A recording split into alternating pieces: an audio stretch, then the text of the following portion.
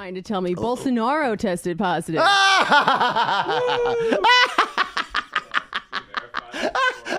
I see it in a tweet from a verified account. It's translated. So let's confirm that. But that's very exciting. Lula Libre. Oh man. Yeah. And it looks like apparently Bertrand, Washington Post. Yeah, this is legit. And he just had dinner with Trump. Hell yeah. You know, it's good to get some good news once in a while. There's always silver linings. Well, whoever knew that so much good could have come out of Mar-a-Lago? Dirtbag MLK. Fingers crossed. We may be living in hell world, but no one said the comedy was bad. Oh, shit. Yo, they hugged. We should pull up that video of them at Mar-a-Lago before we go. We really are in uncharted waters right now.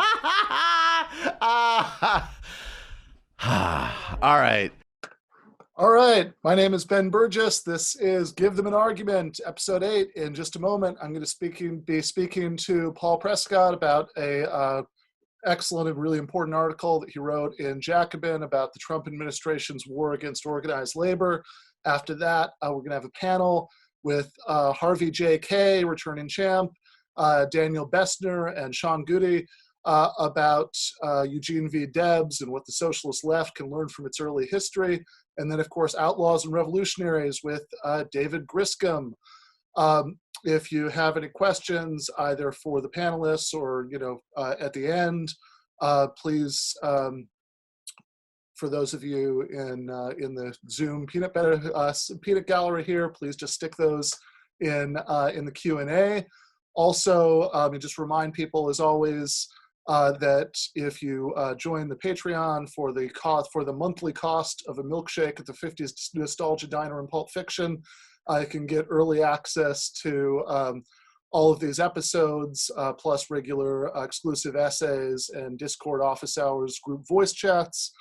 And of course, it's just a really useful form of solidarity. If you want to support what we're doing here, allow us to pay everybody making this happen a living wage. So please do that.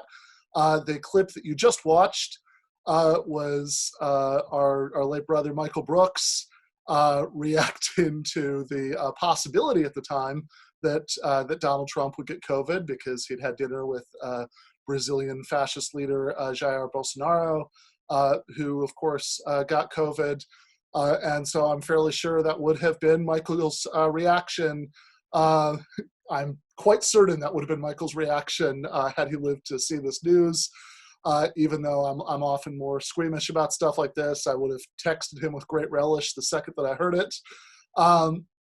And I certainly don't want to tell anybody not to enjoy their Schadenfreude, but I also think that we shouldn't count too many proverbial chickens here, because this could potentially be really dangerous. For one thing, if Trump dies, and we don't even know how they're saying he has mild symptoms, we don't know what that really means. We're also told that he's being given an experimental treatment for his mild symptoms. So who knows?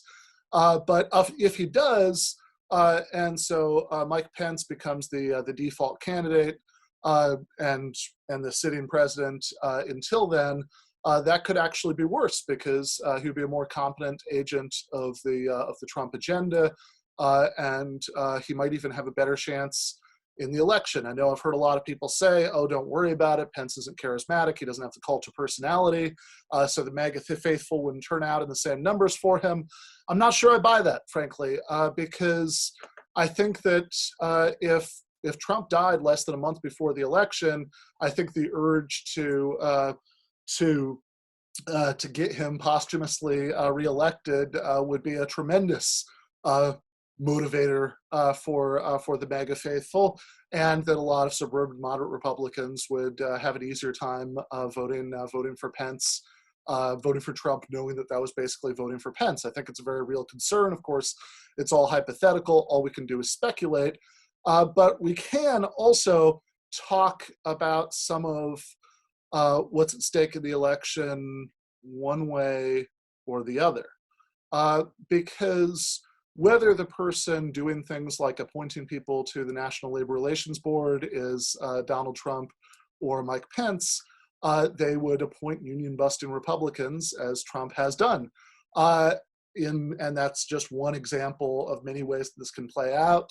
But I am now joined by Paul Prescott, who wrote a really interesting, really disturbing, really important article for Jacobin about Trump's NLRB. Welcome, Paul. Hey, Ben. Thanks for having me. Yeah. Oh, my pleasure. I've talked to Paul before on Dead Pundits about the legacy of A. Philip Randolph, which is in many ways inspiring as far as working class organizing. This is incredibly disturbing. So this is something that doesn't get a lot of oxygen from the media. We've heard a lot. I mean, if you think about the number of hours of media attention that have been devoted over the course of the last 4 years to hysterical, breathless coverage of every twist and turn of Russiagate, for example, I don't know that, I think the ratio is like 100,000 to 1 between that and anything like this. But you say in your article that in a lot of ways, the Trump NLRB has waged the most aggressive assaults on organized labor in some ways that we've seen since the Great Depression. So could you tell us what that's looked like? Yeah, and this kind of speaks to this idea of whether Trump is competent or not. In some ways, I think he is a bumbling fool, but in other ways, he's kind of advancing a traditional Republican agenda very quickly and very effectively, and even just based on who he's appointing around him.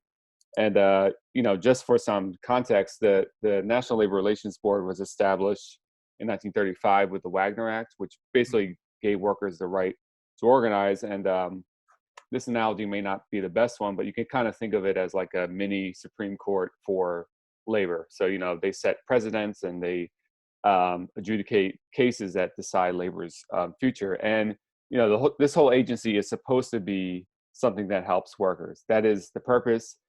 There is an interpretation out there that, the NLRB kind of just co-opted worker organizing and diluted the militants. I think that's an important perspective we should all think about. But generally, by and large, it's supposed to help workers, and it has in the past, and, it could still in the future.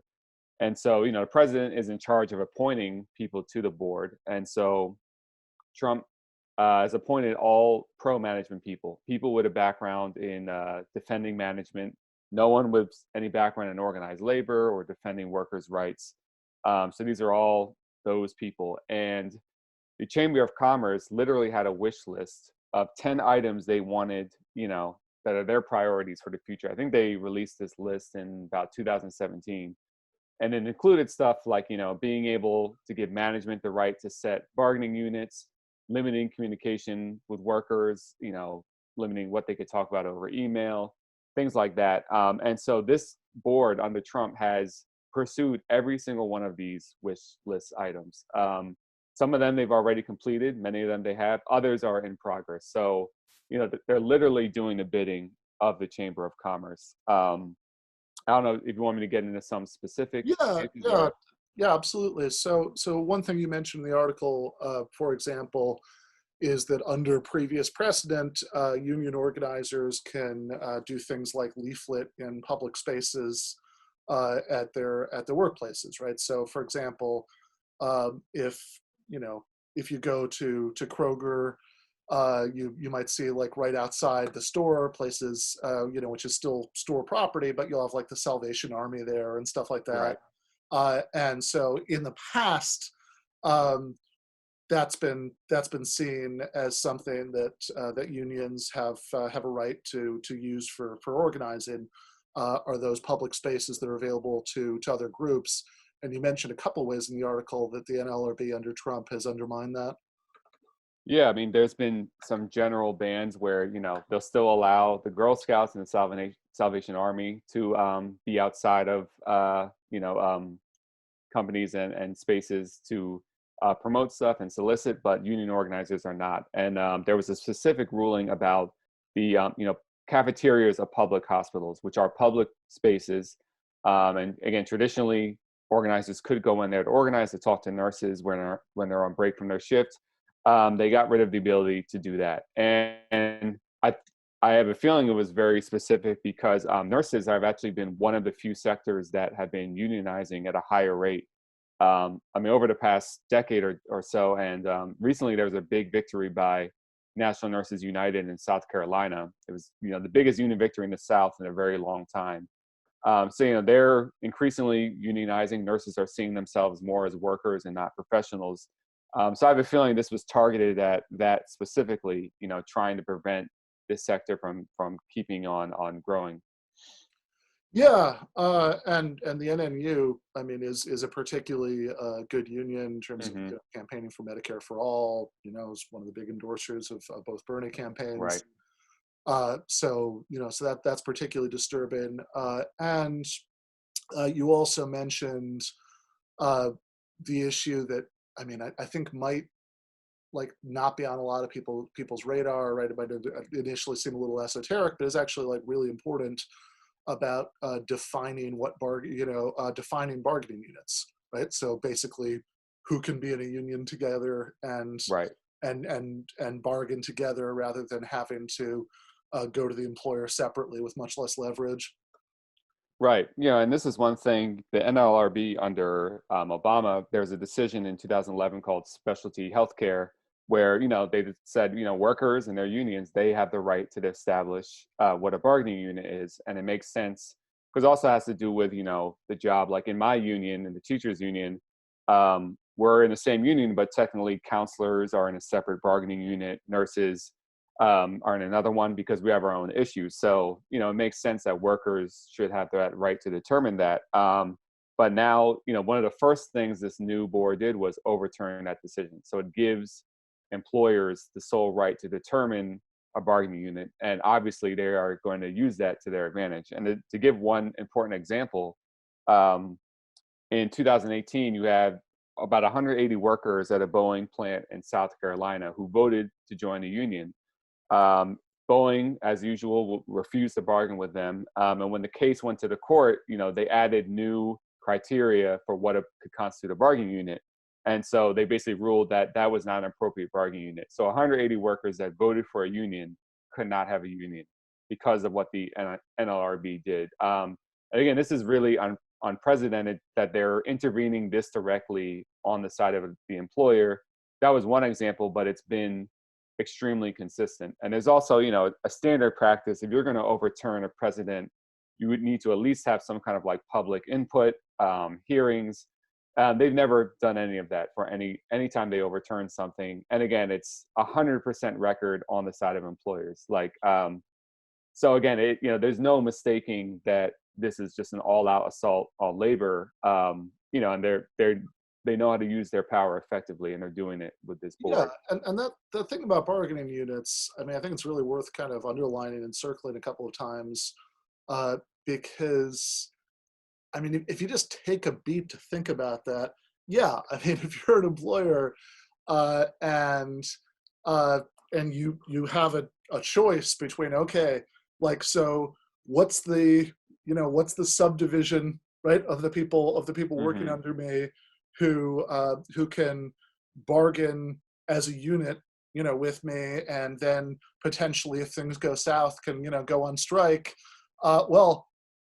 Especially because I think a lot of people don't necessarily track this, right? But the United States already has some of the most anti-union labor laws in the developed world, right? For example, it's legal to hire permanent replacement, workers during a strike. It's not legal to go out in a sympathy strike. So which directly goes to the bargaining unit issue. Because, take my old situation. For years, I was an adjunct at Rutgers, and I was on the board of the adjunct, the adjunct union there. And so while there was, the adjunct union and the full-timers union were both in bargaining, right? If one of them had collapsed and gone on strike, it actually would have been illegal for the other one to go out on strike in support of the other one, right? Right. Yeah. And so, of course, your incentive as an employer is to try to divide that up, in every possible way that you can. And if you're going to say, well, it's up to you now, essentially, that's a incredibly disturbing assault on the right to strike, really, right? Because because of the intersection of that bargaining unit issue with the no sympathy strike clause of Taft-Hartley. But I guess the one thing I did want to make sure that we hit before you have to leave so we can start our panel is the intersection between labor law and the COVID crisis, because some of the NLRB rulings, like I think some of the most shocking Trump NLRB rulings that you mentioned in the article, take place at that intersection, right? So, like, just to get the ball rolling, one of the ones that you mentioned was suspending all union elections and using COVID as a pretext to do that. So, like, literally doing at the workplace level what, like, the coup government of Bolivia has done.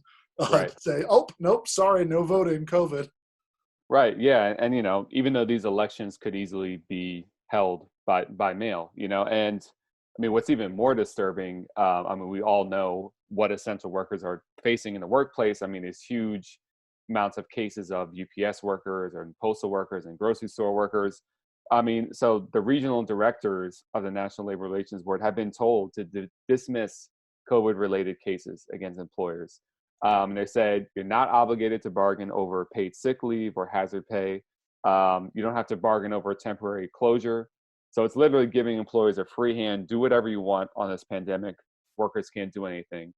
And then if you're thinking, well, maybe you could speak out to the public, they even cover that, where they're saying this is not protected speech. So if you speak out against your employer to the public, to the media about a safety issue, it's not protected speech. So you really could be fired for raising safety concerns during this deadly pandemic. And, we don't know how long this pandemic's going to last or how protracted it's going to be, but I'm sure you can imagine, and it's already happening, that people are going to be forced to go back to work before it's safe. And this just is another leg they're kicking out from under people for ways they could actually advocate for their safety. So I mean, it's a pretty stunning ruling. And again, I mean, I'll get in my cheap shot here with the Democrats. It's just amazing. You would think they would highlight this stuff a lot. And I understand in one sense, NLRB is a little bit wonky, but you can frame it in a way to really expose Trump as a fake populist, clearly anti-worker. This is something he has direct control over, who he appoints. You can make that case, and especially to the union households that have voted for Trump, voted for him in 2016. It's just incredible that they're not highlighting this more. They could even draw a contrast with Obama. I mean, they could say, well, these are things they're overturning that were decent under Obama, and now they're doing this. So I truly don't get it. And there's even plenty of other stuff they've done to unions. The NLRB does not cover the public sector. It's only private sector. But Trump has launched a whole assault on federal workers. So yeah, it just doesn't get any play in the media from politicians. Oh yeah, and I should add, right? I mean, like, it just came out, I think, about a day ago. Within the last couple of days, Amazon just revealed that some 20,000 Amazon employees have been diagnosed with COVID, and so you start thinking about that, and you think about everything we know about the kind of like dystopian, like high-tech Dickensian, workhouse way that like those Amazon warehouses work. Then yeah, I mean, that the fact that that's not considered a protected speech, that that you can't be protected against being fired for speaking out about that. One, right? It's I mean, where my mind automatically goes is it's like a pretty obvious way to show up the massive hypocrisy of Republicans who have made a big deal about caring about free speech when it comes to cancel culture, et cetera, right? That But and then two, as you point out, right? I mean, I think like some of the details are a little wonky, but I mean, there is clearly a way to frame this that's visceral, right? Right. That the Trump administration doesn't want people to be allowed to speak out against about conditions in their workplaces. The Trump administration once is using this as an excuse to stop workers from forming unions. And I think especially in places like Michigan and Wisconsin, Pennsylvania, where these crucial states that Hillary Clinton won last time, to a great extent, because of disillusionment by voters in traditional Democratic constituencies. Right. It seems like this would make a difference, and the way that they've just been relentlessly chasing this very small margin of never Trump Republicans at the same time as not making a big deal about this just seems like political malpractice. Right. So everybody should read Paul's article, and I think, I mean, this is exactly why. Right, like I don't buy into the sort of progressives for Biden line that Biden can be pressured to support anything basically, right?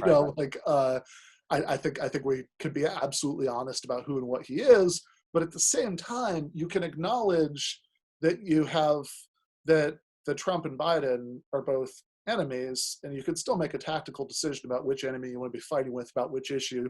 For the next 4 years, and I think we should be able to walk and chew bubblegum on that question, and this NLRB issue.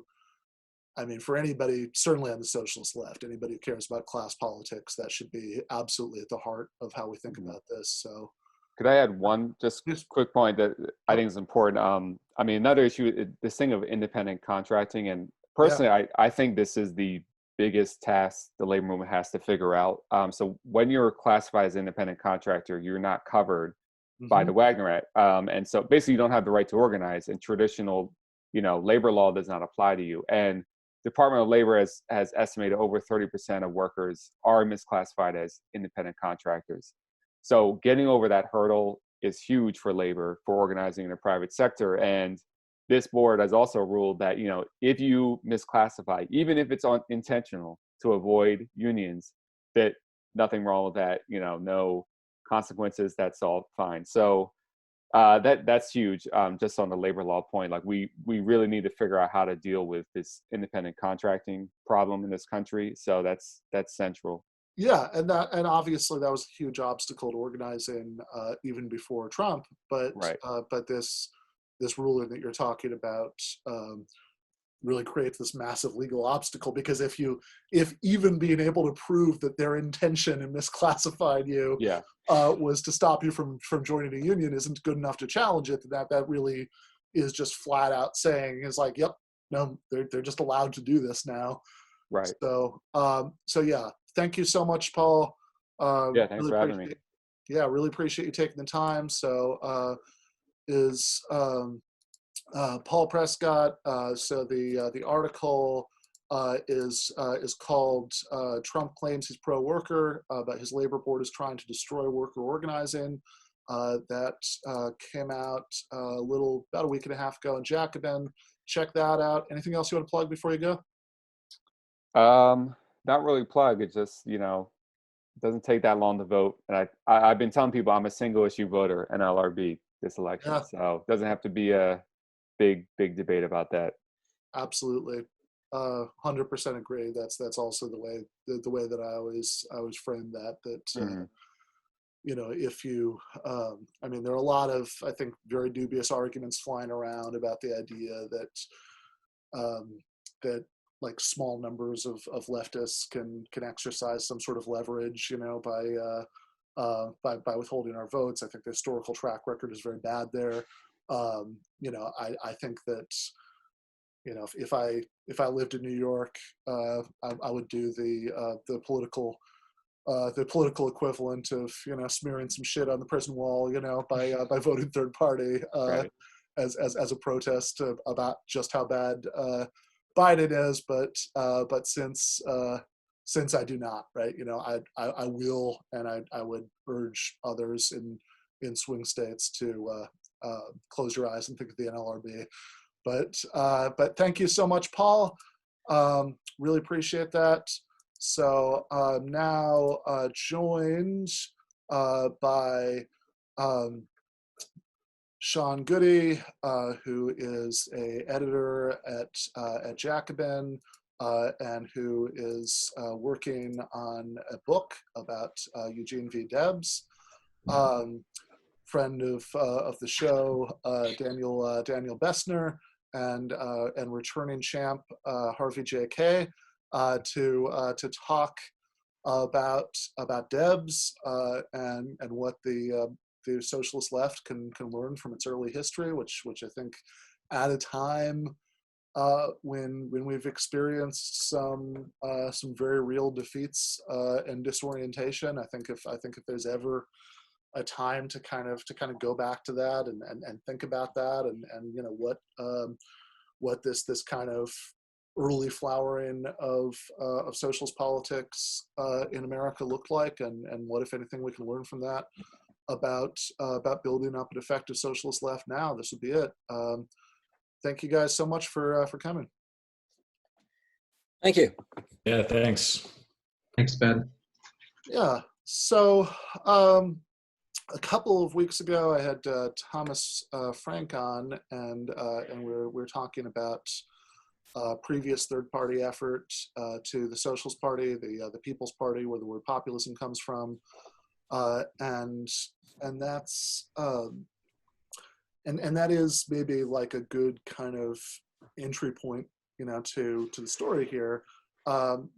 Because Debs, I understand it, right? Originally, comes out of that, right? He doesn't emerge from the womb as a Marxist, and then I think another place that we could start at would be talking about the Pullman strike and Debs's role in that. I'm sure that we're going to get to both of those things, and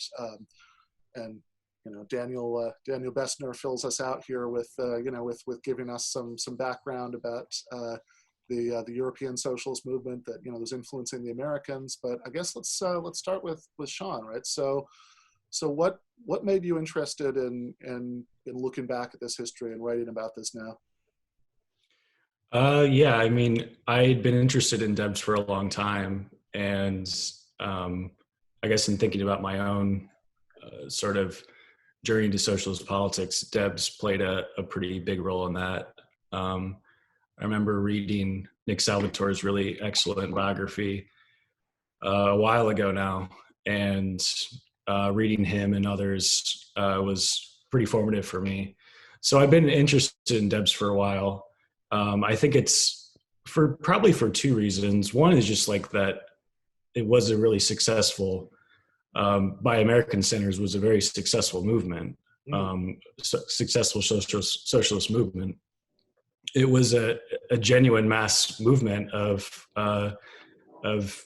hundreds of thousands of people, and there was, the socialists elected mayors and state legislators and local officials, and governed major cities, and so by comparison, and this was I think I was reading that in maybe 2012 or 2013, and so obviously we made great strides since then, but even today, what they accomplished, we're pretty far off from that still, in terms of the number of people that we've elected, or the kind of strength of socialist politics and labor movement. You can use a variety of metrics, but they were quite successful, and Debs was absolutely central to that. He was the most popular spokesperson in the party. He ran for president 5 times under the socialist banner. So that's one thing. I think the other thing, the first thing is just like that they were so successful and he was so central to it. The second thing is that democracy was so important to him in his socialist politics. And that that for me is, that's why I'm a socialist, basically. So I was trying to think through some of these questions about the relationship between socialism and democracy, and having this ethical commitment, but also having this sort of practical, strategic and tactical vision to actually, okay, how do we actually create a more democratic world? And Debs knew that class struggle was really central to that. And I think the last 100 years have certainly proved him right in the rise of the labor movement in the U.S. And to the extent that we have democratic rights, it's been through struggle. It's in the labor movement in the 30s, and then also the civil rights movement, and pretty much every advancement you can think of in terms of democratic rights has been through struggle, and class struggle has been central to that. So Debs is just he's a great totem of democracy, really, in the country, and so that's why I've been interested in him for a while. Nice. Yeah. And Harvey, I know that you have also written about him. In fact, I believe in the book that we can see behind your shoulder, take hold of our history. I might be getting my Harvey J.K. books, mixed up, but I believe that there's some Debs stuff in there. Do you want to start us out with a little bit of your interest in him? Yeah. Well, one of the things that I find so interesting about Debs is how I always keep running into him, and I keep coming back to him. And even in this past week, I'll mention, and I will tell you that Tom Frank, who's an old friend, and I think his newest book is among the best three he's done. He titled it, as we know, "The People Know," which is, of course, drawn from an epic-length poem by Carl Sandburg, who was probably one of the two foremost small d democratic poets of the century. And that was written in 1936 during the New Deal years, when labor really was renewed on a scale that was unprecedented. But what's also interesting about that, is because I'm backing into all of this, is that living here in Northeast Wisconsin, I'm not in Milwaukee, which was basically for decades a socialist governed city. But Carl Sandburg was a socialist organizer up here in the northeast corner of Wisconsin, along the lakeshore, Manitowoc and Two Rivers, over to Appleton, which, by the way, is where Joe McCarthy is buried, and up here to Green Bay. And he was a socialist organizer back in the 19-teens, and then became the secretary to, I believe it was the socialist mayor of Milwaukee in the later teens, before he went to Chicago. Now, the reason I say this is that by way of Tom Frank's book, I went back into the Debs story because I was interested in particular about the link between the populists and the socialists. And we think of the populists and we think of the agrarian Midwest and the Southwest and the South, in fact. Mm-hmm. And Tom's book does a great job of sort of demolishing some of the myths about the supposedly inherent racism to the populism of the time and all of that. Well, anyhow, what I want to get to is this. I came to Debs myself originally by way of Thomas Paine, in fact. I mean, I knew of Debs. I was a socialist. There was a tradition of American socialism that was underappreciated, which I came to appreciate all the more, not only because I was from New York and my grandfather, as a college student and law student, and had been a socialist, but all the more because when I came out here and I came to Wisconsin, I was reminded of the fact that this was the state of really sort of sewer socialism or municipal socialism, which was headed up in this state by Victor Berger. Well, I've got so many stories running around in my head. But the thing was, when I read my book on Thomas Paine, which is now, it came out in 2005, I guess. So that's 15 years. One of the things that really struck me was the degree to which not only Thomas Paine's memory had been suppressed, but also the story of American radicalism, which at a certain point, by way of Debs and others, becomes the story of American socialism. And now I'm going to bring this together. So what you find is that the populists had really embraced Thomas Paine. At Jefferson too, but Paine they would quote in political campaigns, not just the Declaration of Independence. And then you get this, if you like, not just decline, but essentially collapse after 1896 effectively. And the socialists, it's like timing is fascinating. And the socialists become this really growing and increasingly significant force in American politics, and especially in the lives of working people in just about every corner of the country. And it's Debs who articulates this, and he does this, and this is with a nod to what Sean was saying, a truly, for its day, diverse socialist politics, truly diverse for its day. And they used to, and these socialists used to gather in the same fashion that the populists had gathered, which sort of enhanced the whole thing. And one of the things that I discovered is that Debs loved to quote Thomas Paine, and his three great heroes were Patrick Henry, Thomas Paine, and Jesus. Okay, so there were all these things that I kept coming and running into, and that's not coherent, but that's sort of the way I think about Debs as well. Yeah. So Harvey's talking about the way that Debs is embedded in this kind of trajectory of American radicalism. I have to say, because I just read Christopher Hitchens' book about Thomas Paine, and so I'm just thinking about the part in there about the Age of Reason and Paine's views on religion. So saying that Paine and Jesus, are two of your heroes is a little bit funny, but yeah, I want so thinking about that tradition, I think actually is a useful way in here, because it gets us to what what you referred to, Sean, a minute ago, and what's the title of the Jacobin article that you put out last month about Debs. The sort of first preview we've gotten maybe of what's going to be in the book, which is headlined "Eugene Debs believed in socialism because he believed in democracy." So you want to talk a little bit about what you say in that article? Yeah, it's sort of a long piece. So there's a lot that I try to cover. I mean, I tried to give what I was trying to do was write basically a biographical essay on Debs that also offered some sort of takeaways, I guess, or lessons for trying to think about a Debsian politics for the 21st century. And then I also tried to just make it clear that, I mean, you can think about Debs in a lot of ways, but I try to make it clear again how central democracy was to his politics.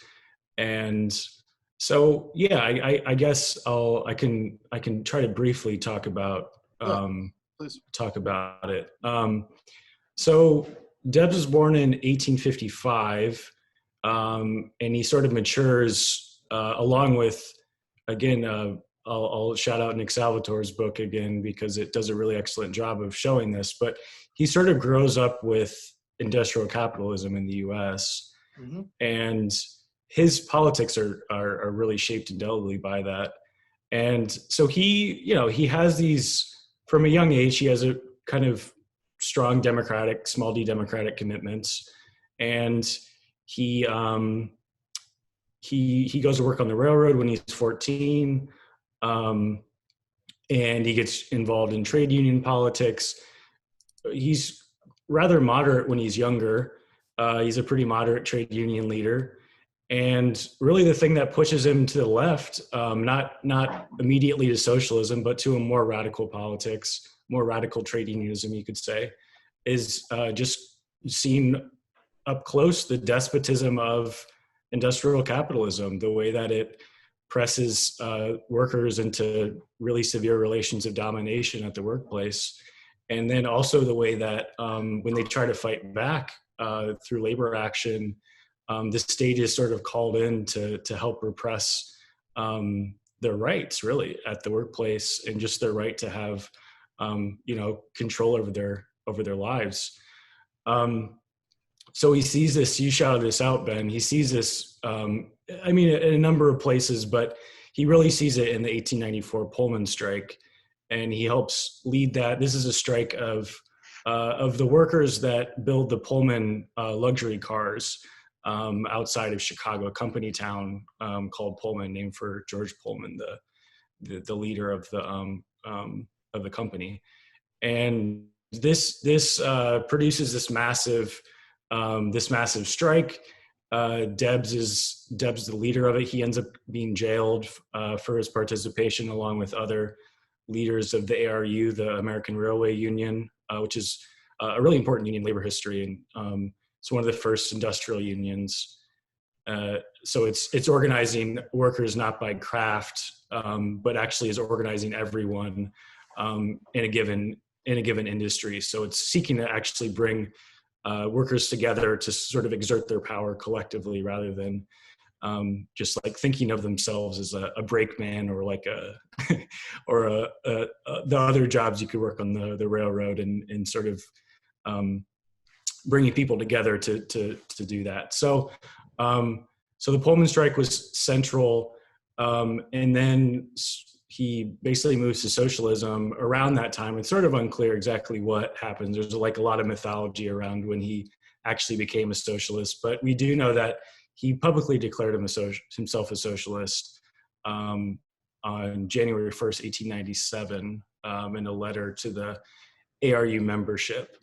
Yeah, this might be part of the mythology, right? I remember hearing that he read Capital in prison, which, for anybody who's actually read it, right, I think under the best of circumstances, getting through the first 3 chapters is a challenge, right? So I don't know, maybe that would have been maybe it would have had fewer distractions, if you're reading it in prison and it's easier to get through it. But yeah, so he declares himself a socialist in 1897.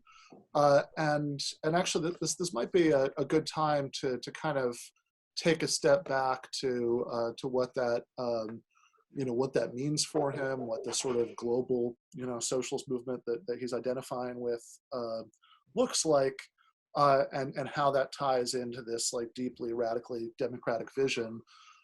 So Daniel, I was wondering if you could tell us a little bit about the background of like what the international socialist movement looks like, by this point at the end of the 19th century.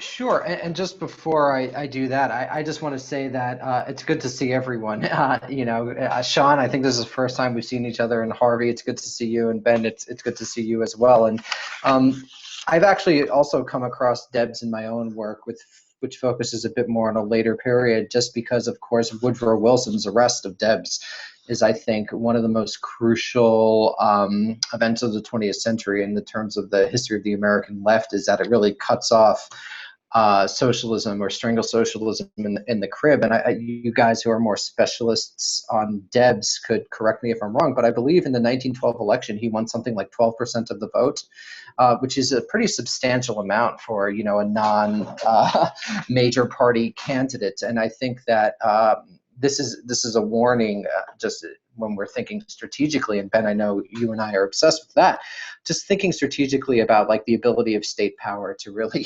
strangle these things. So I just wanted to highlight that. And so in the late 19th century, I think it's important to emphasize that there's, different socialisms, right? There's a Lassallean socialism, which Lassalle was sort of an opponent of Marx at the time. There's sort of a Fabian socialism in the UK. There's a French socialism, and there's a Marxist socialism. So socialism is not coterminous with Marxism as it often is. It often is today. So I think that's important to emphasize. But you basically get the rise in the late 19th century of a transition from sort of labor unions and the organizing that's taken place with the rise of mass industrialization into coherent political parties.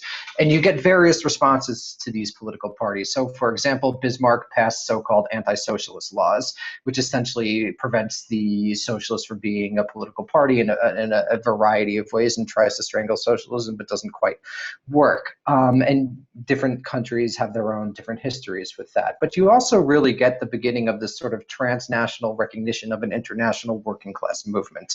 And I think this is really important to emphasize because in my understanding of the history of socialism, and admittedly this is from a more European, continental European perspective, which is what I focus on in this period of my research, is that there's this great hope in international and transnational socialism being the key to overcoming basically, on one hand, bourgeois capitalism, and on the other hand, sort of the declining, decrepit European aristocracy. Because you have to remember, at this time, there's actually still a rather vibrant isn't the right word, but there's a European aristocracy that still holds cultural power and also landed power. So socialism begins to have two enemies, the bourgeois, which we're all familiar with, the bourgeoisie, which we're all familiar with, and sort of the declining European aristocracy. And so I think this becomes a focal point of socialism in this period, and it's really this period of sort of the internationale and this development of an international socialism that I think separates it when we're thinking historically about the pre and post World War I periods. And I think what World War I does on an international scale is that it really ends in the North Atlantic core of industrialization, not in the Soviet Union, which comes in 1917 and after, but in the North Atlantic core. It ends this sort of dream of international socialism. So that's on one hand. And then on the other hand, you have the big debate in Germany, and I think this is the debate that really continues to shape socialist thinking between what might be called reform and revolution. Yeah. So I'm sorry, Ben, please. Oh yeah, no, I was gonna say, right. So, so maybe before we even like really get too deep into that, right? That want to think, like I'm glad that you're talking about this kind of dream of international solidarity. There's the Socialist International, which still exists in a really degenerated and not very useful form, like the military ruling party in Egypt, is in it now. But back then, right, like that really meant something, right? So when Debs is aligning with socialism, even though as you point out, Daniel, right, there are all kinds of flavors and factions, and this is not a unitary thing. He's identifying with this global movement that really emphasizes international solidarity with the working class as the way to overcome both what you're talking about, the sort of like decrepit remains of feudal aristocracy in Europe, and also the emerging form of capitalism as we know it and don't particularly love it now.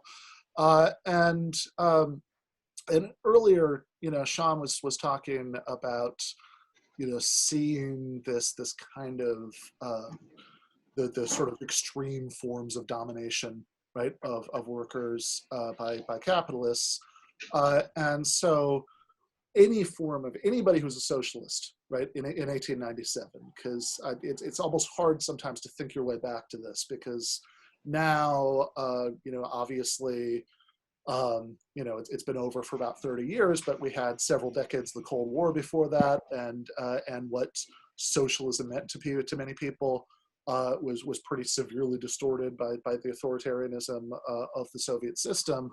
But for anybody in 1897, right, socialism was a radically democratic idea, right? Of a society where you move not just from feudal aristocracy to the power of robber barons who were, at least their workers were technically free, legally free agents, contracting with them. But you move to something much better than this, right? So, and any of you guys who want to jump in and talk about this, go for it, right? But they have, but when Debs particularly, right, like I think a phrase that's often very associated with him is he talks about like a cooperative commonwealth as his vision of socialism, right? So if you're declaring yourself a socialist in 1897, what do you mean when you by socialism? Well, I'm gonna just say the cooperative commonwealth idea actually seems to be rooted in the populist tradition, and that in some ways that's part of that inheritance. But the other thing I was going to say, I want to tie together a few things. I'm happy to go back to where we were going. Is that Debs himself he gives Victor Berger credit for turning him into a socialist, because Berger actually went down to visit him in jail. And apparently it was Berger, I think, who gave him capital to read. And similarly, I would add that, and I bet Sean knows more about this than I do, is that Debs had been reading Kautsky as well, I'm pretty sure. So those are the kind of things that come. Now, here's the irony of all this.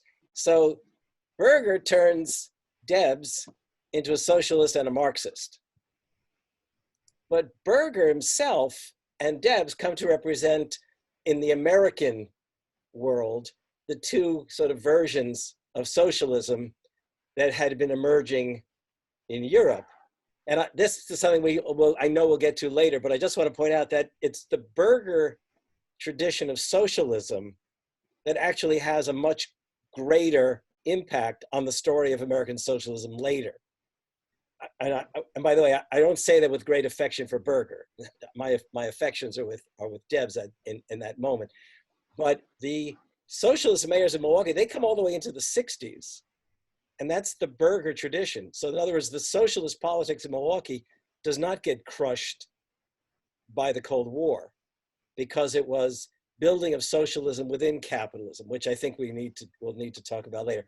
But that's actually a good introductory point, right? Because the way that this distinction is sometimes made, right, is that you can talk about socialist policies, maybe depending on how you like to split up the categories and use the words, right? Socialist programs, but then you're talking about socialism. Sometimes people would say like socialism within capitalism, right? But then as opposed to socialism after capitalism, right? So yeah.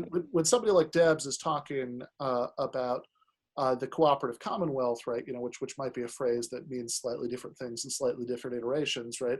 He's very clearly talking about a socialism that comes after capitalism, that having a different kind of society where you've undone that domination of one class of the population by another. So I wonder if maybe before we get into to Kautsky and some of the reform versus revolution splits and all that, which is actually absolutely vital, we do need to get into that, right? Sean, I was wondering if you wanted to speak a little bit to what socialism just means to figures like Debs. Yeah, I mean, to Debs, I think I guess it could be useful actually to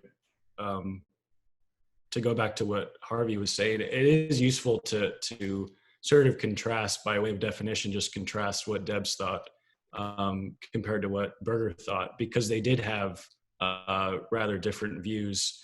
I mean, both of them were socialists in some sense, for sure, but Debs just put more emphasis on the need for class struggle to bring socialism about. And I think, I don't know, Berger is very analogous to the kind of mid-century social democrats in Europe who thought that you could have this compromise essentially between labor and capital, and you could just you could provide high quality public goods and expand the welfare state and deliver quality management, effective quality management of the economy. And as long as you do that, workers are going to end up better off, and you don't really have to have. I mean, it's pretty amazing. Like, he bragged that like the social democrats or the socialists. I mean, they called themselves social democrats at the time, just like basically every socialist did. So the distinction at the time wasn't really a nomenclature, but he bragged that the social democrats in Milwaukee had effectively prevented strikes, like that that there was no class struggle anymore because like workers were represented in government. And so he was even saying like, don't worry, capitalists, we're gonna make sure that like there aren't any strikes because like the workers are going to be sort of integrated into the system. And I think personally, I mean, Debs was right in my view that was naive, and I think for all the successes of the Social Democrats in post-war Europe, he was right. Sort of Debsian politics proved correct that you can't actually have this compromise, and obviously you need to push for reforms, really radical reforms. But you can't lose sight of the fact that like, if you want to increase the power of workers in society and democratize society, like class struggle is essential, and you can't just forget that. So yeah. So that's If I could just, I swear to you, I'm not going to promote Burgers politics, but I do think it's important to realize that one of the things that the super socialists were about is they were talking about public ownership of enterprises, especially enterprises that would truly enhance working class life. And don't forget, working class life was pretty miserable if the streets weren't paved and the sewers didn't exist and the lighting didn't go on. Yeah. So, I mean, but I think our danger would be to pit the two of them against each other, as if that's still the question today.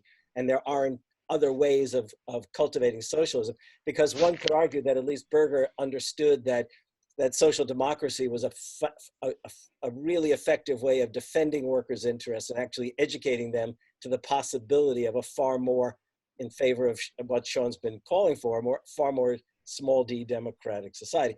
On the other hand, sorry, I promise this is it, okay? It is the case with Debs is that he really did offer a unifying vision to all of those workers in that day, the Jewish socialists of New York and the German Americans out here, although Berger actually was interested because he was Jewish, but he had this appeal to these German Americans here.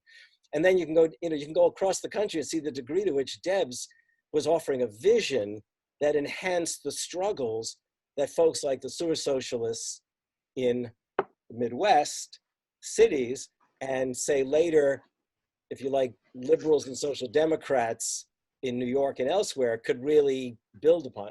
That's just for the historical record, okay? Yeah, no, that's good. So I want to phrase we've been throwing around a lot here is social democracy, which is probably worth clarifying, because as Sean was kind of mentioning, in this historical period doesn't mean the same thing that it means now, right? So the all socialists, right? Could use socialism and social democracy. Yeah, even the anarchists, by the way, of the Haymarket era. Yeah, right. I mean, and whatever. Lenin called himself a social democrat, right, until World War I. And social democracy, in that original sense, right, that was used as a synonym for socialism, is meant very literally, right? Like this is what Sean was talking about. We want to extend democracy into the social realm. Yeah, you wanted to pick up on that, Daniel?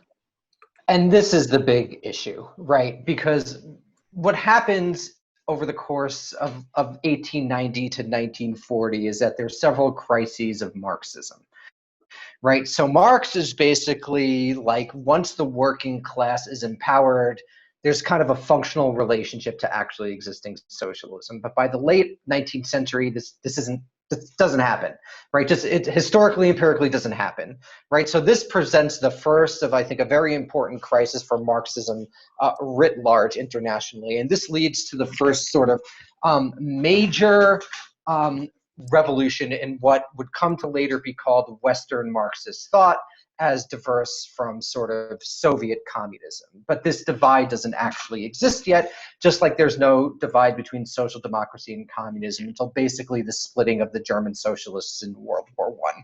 So there's a big debate in German Marxism in roughly the late 19th and early 20th century about the question of reform versus revolution. Mm-hmm. And you have people like Karl Kautsky and especially Eduard Bernstein, who is internationally influential, essentially saying that the key to socialist transformation is through expansion of the vote and expansion through participation in the emergent democratic processes of these European states and the United States.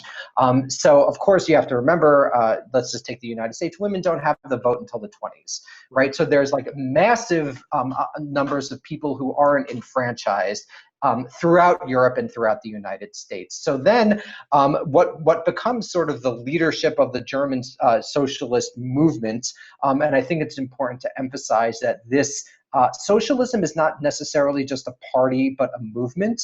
And what I mean by that is that the party is just one part of a larger movement, which includes cultural organizations, which includes things like bowling leagues, which includes things like Boy Scouts, which includes things like dance halls and bars, right? You'd go to the socialist bar, you wouldn't go to the, nationalist bar, the imperialist bar, whatever it may be.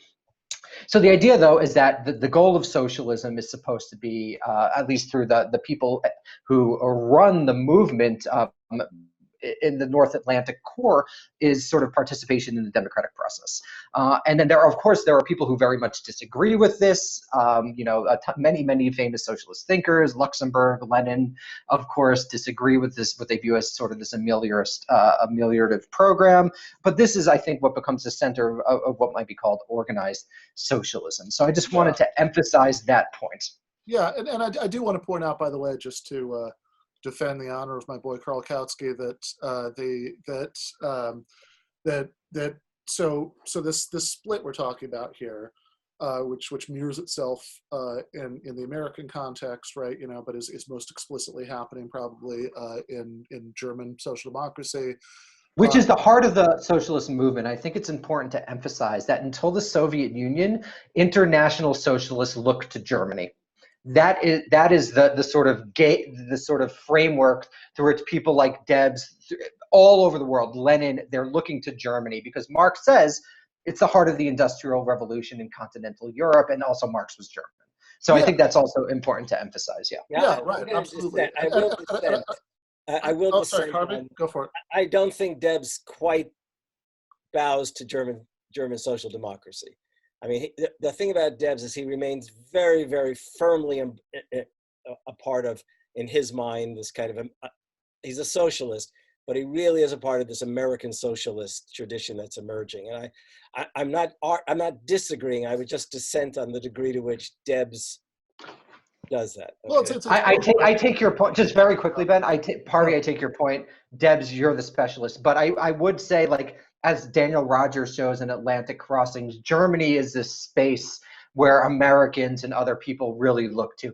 The degree to Debs, I totally defer. Absolutely. Yeah. Well, I mean, I think, my sense is that both are true, right? I mean, like that this stuff has roots in the distinctively American radical tradition, but is also deeply engaged with what's going on in these debates in Germany, and is very influenced by people like Kautsky. What I was going to say there is, in terms of this division between, like Harvey mentioned a couple times, the sewer socialists in Milwaukee, which in a lot of ways anticipate what we now call social democracy, which would be, like, I used the phrase earlier, socialism within capitalism, that, like, as opposed to socialism as a system coming after capitalism. And it's complicated, right, as Harvey mentions, right?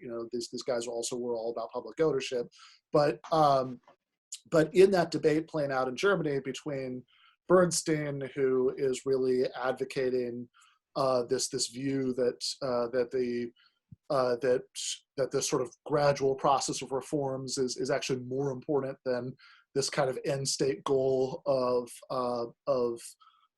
abolishing the division of society between workers and capitalists and extending democracy to the workplace, and that, or at the very least, that can be achieved through this very gradual process, in a way that really de-emphasizes traditional Marxist ideas about class struggle.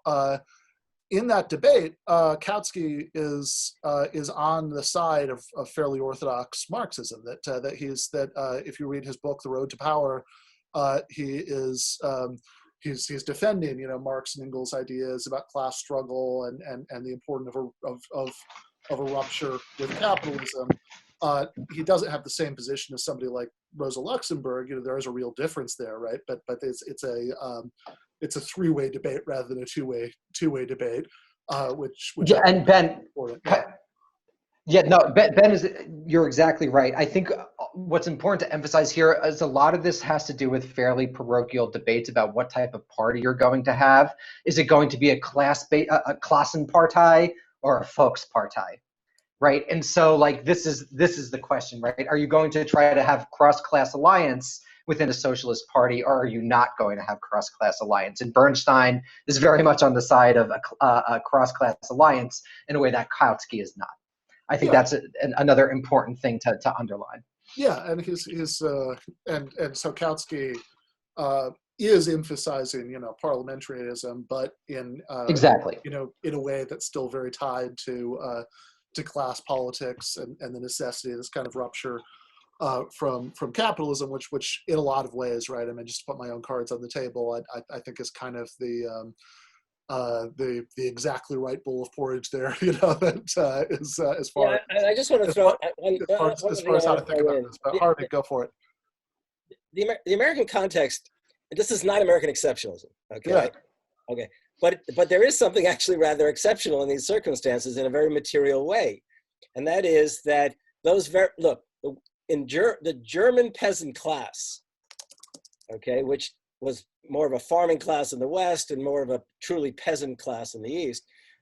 Those kind of folks are from the course of the 1850s and 60s, they're driven out in great numbers. And where do they come? They're here. Okay, I'm in the German American state settled by all those people who wanted the land. And here's Debs.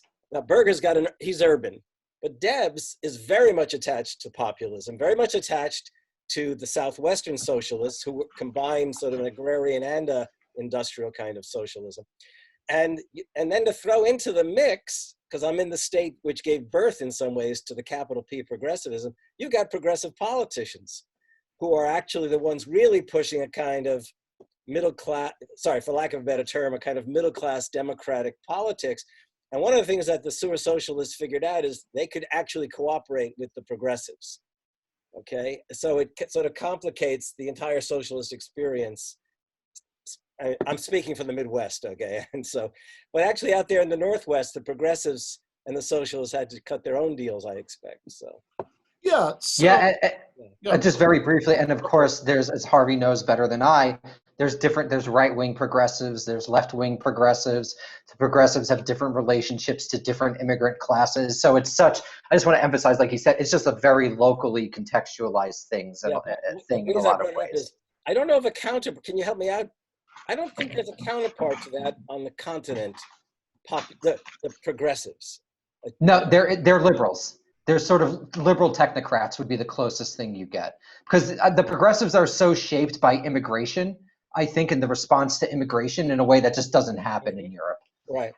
Yeah. So Sean, when we think about these kinds of debates that going on about reform and revolution, and then a little bit later in the story about the attitude that the socialists should take towards the war, World War I, right? Later on, which at least in the American context, you didn't get what you got in Europe, which was lots of socialists completely abandoning what they'd always said before, which is that if the capitalists try to start a war, we'll have like general strikes to stop them from doing it, and actually like going along with their respective countries' war efforts, right? So you don't really get that in America. But the Socialist Party, the Socialist Party of America and the Bolsheviks in Russia, right, are two of the only socialist parties that actually stuck to their guns, right, in that situation. But you do certainly get debates about how to approach it, right, and certainly distinctions about how militant the opposition to it should be that kind of continue these debates about sort of sewer socialism versus revolutionary socialism, and something I've heard you say before about Debs is that sometimes people people sort of mistake his relationship with some of these ideas. And what I've heard you say is that the thing that's distinctive, about Debs is his ability to sort of translate radical Marxist ideas in ways that make sense to Americans, but we shouldn't mistake that for not being an adherent of those ideas. Yeah, I would say that. And sorry, Sean. You want to? Right? Yeah. Okay. Yeah, no, I think that's right. And also, I would also say, somewhat relatedly, that it's definitely important to remember, or it's definitely important to note, Debs very much comes out of the American tradition, but he is a true internationalist, and so I think there can be a danger in either way, I guess. I think I don't know. I think there might have been a tendency in the past among some historians to make it clear that Debs wasn't like a kind of foreign. He wasn't like importing these foreign ideas into the American experience, and that's true. But it's also, if you read, say, like the Canton speech, the one that in which he was jailed. Number one is internationalism's really apparent, and number two, like, he was very. You read that and you see how well versed he was in, say, like the history of German socialism, because he's making this case that, like, how can people like Wilson talk about this as a war for democracy against Germany? No, the German socialists, these are the people that have been standing against German autocracy for so many decades. He talks about Liebknecht getting jailed. One of the elder Liebknecht, one of the founders of the SPD, German Social Democratic Party, getting jailed. So he's very aware of this kind of international context and the movement that he exists in. But at the same time, he was incredibly effective, as Harvey's noted, at talking to different parts of the socialist base, Jewish socialists in New York, tenant farmers in Louisiana. He was incredibly popular on the speaking circuit throughout the country, and it's because he was really able to talk this sort of American idiom and talk, bringing Jesus Christ in the way that he talked about socialism, and that stuff wasn't just a rhetorical ploy. He really was a socialist because he, not the only reason, but certainly because he believed in the teachings of Jesus Christ and was like, well, this is what socialism means in like practical terms and political and economic terms. It's putting this stuff into, it's structuring society so it's built on cooperation and not domination. So I think he was a true radical. I mean, you read stuff and he calls himself like a proletarian revolutionist and stuff, but at the same time he's in the next paragraph he could be talking about how we need to rid the world of like the rule of mammon and stuff, and very, very kind of talk in very biblical terms too. So he's a very very interesting figure in that way too. So it's I guess you can overstate it sort of in both ways, because he combined a lot of different influences, I guess you could say. By the way, this is stimulating so many different thoughts in my head. So, like, if I can just say, and I hope I don't forget my point. So when Dan was talking about Germany, I was thinking to myself, but to what extent Debs and his brother, being Victor and Hugo, as Frenchmen, one wonders to what extent they would ever have bowed to any particular German socialist, just for the record. It's a sidebar that occurred to me. I also want to note in the Debs Burger thing that it was Debs who really did, originally, even before he was a socialist, was in favor of interracial unionism, okay, whereas Burger had a streak of racism that that's crucial. But one of the things I was going to say, and this is not a disagreement, this is the complexity and the wonders of Debs, is that even as he is committing himself to this internationalism, okay, and for which he's going to end up going to jail, to prison, he defends himself when he doesn't have a lawyer and this to me is one of the this should be a movie moment. I wish somebody could put this into a film. He stands in the courtroom and defends himself.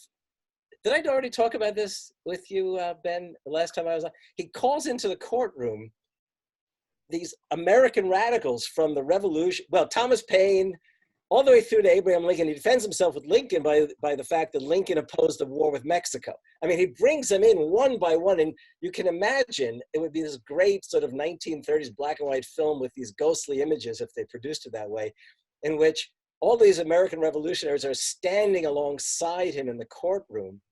I mean, it's just a remarkable moment. And in that sense, he's an internationalist.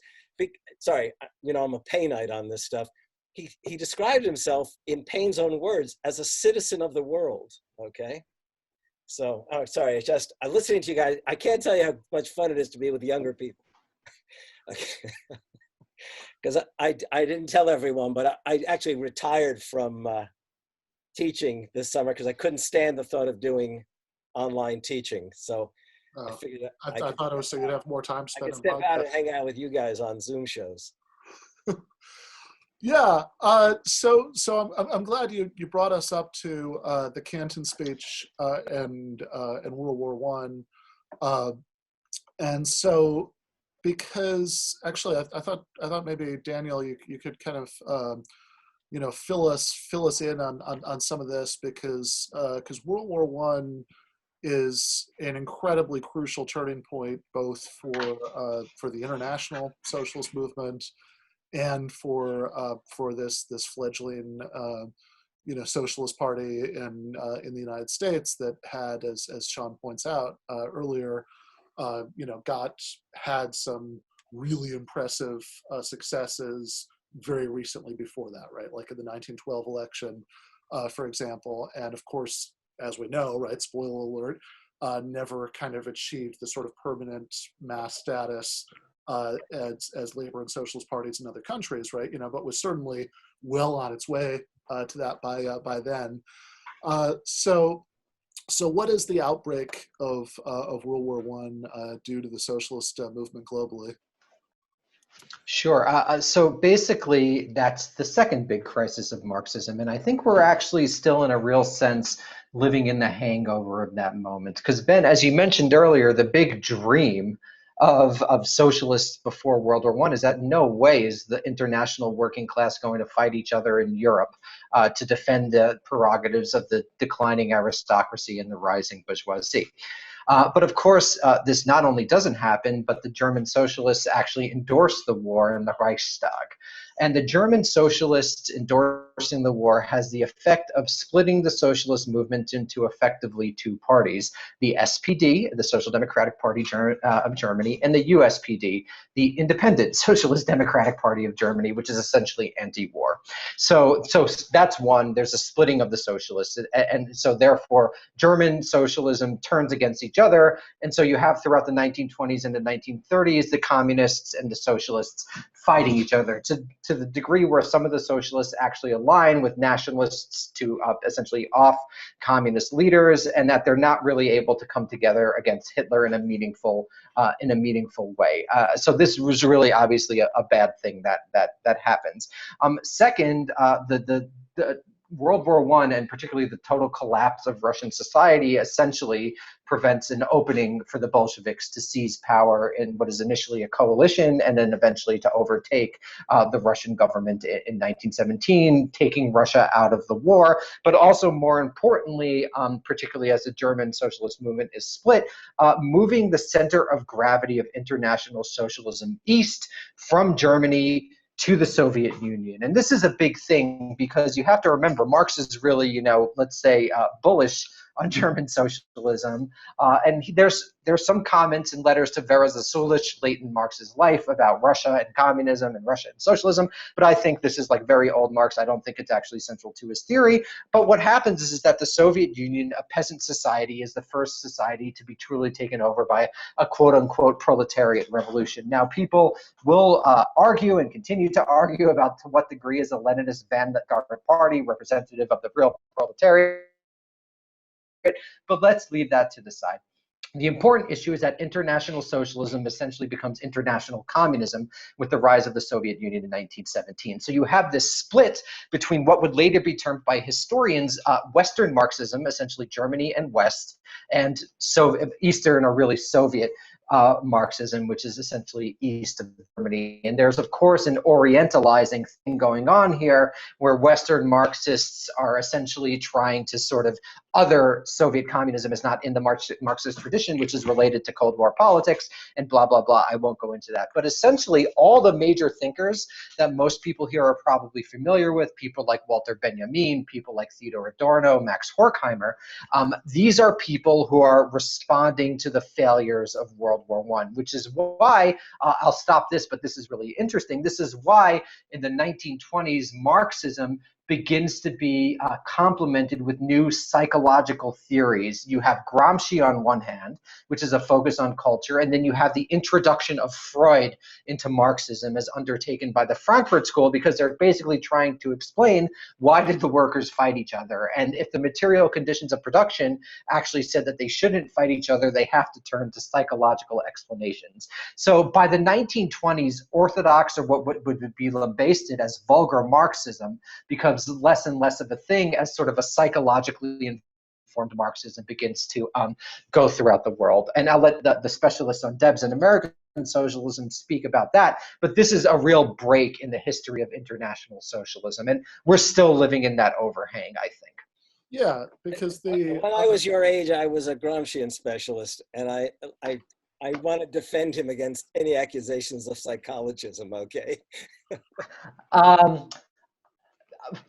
Let's say culturalism. Gramsci recognizes the importance of culture, I think, and of the means of information processing, and the importance of newspapers, and the importance of like meeting people where they're at. Yeah, that's I don't mean psychologism in the way that. Right, which is actually, by the way, where I went all the way through this, I've been thinking about the connection between Debs and Gramsci, just for the record. Oh yeah, well, no, that's interesting. I definitely want to follow up on that. My big objection to Gramsci is that Gramsci scholars keep on seeming to raise children who run for president as Democrats. So clearly something is going very wrong there. Right, and I was part of that same sort of Gramscian cohort. I did know his father. I just knew him by way of everybody else. Yeah. Sorry, that's great. Yeah. So the anti-war wing of, I mean, it's a little bit of a simplification, but I think that it's roughly true to a great extent, right? The anti-war wing of the global socialist movement, or at least a big part of it, ends up becoming the later communist movement, right? When the socialists, the Communist International splits off from the Socialist International after the Russian Revolution. And in the U.S., it's a little bit of a different story, right? Because you don't, whereas there is obviously an American Communist Party, it's largely formed, is my understanding, from the foreign language federations of the Socialist Party, right? So these groups of recent immigrants from various European countries who would like have socialist newspapers in their own languages, right? They'd have little federations within the parties.